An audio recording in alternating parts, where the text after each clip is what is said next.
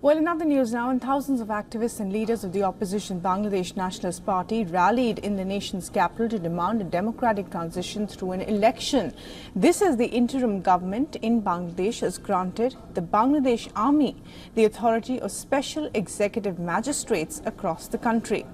Now, chanting slogans and demanding a new election, the BNP supporters gathered in front of the party's headquarters in Dhaka on Tuesday.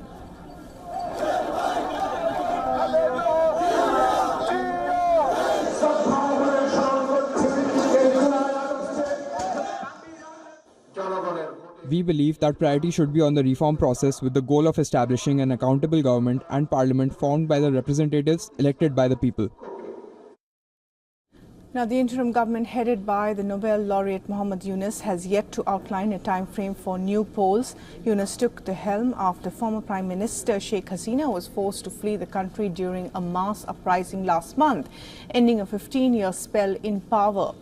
In his recent speeches, Yunus hasn't outlined when a new national election would be held and said they would stay in power as long as the people wanted them to stay.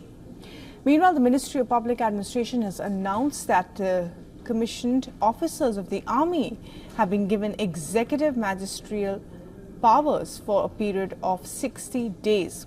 Now, according to the Gazette notification issued by the ministry, eligible army officers will serve as executive magistrates under the supervision of the district magistrates nationwide. Let's take a look at some of the sections under which powers have been granted to the army. Under Section 64, the army officers have been given powers to arrest offenders directly if a crime is committed in their presence during their duty.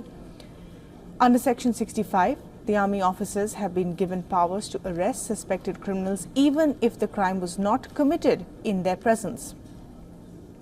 While under Section 83, it gives the army powers to execute arrest warrants outside the jurisdiction anywhere in Bangladesh, and Section 107 allows them to take necessary security measures to maintain public peace, and Section 127 grants the army officers the powers to order the dispersal of unlawful assemblies if they are likely to disturb public peace.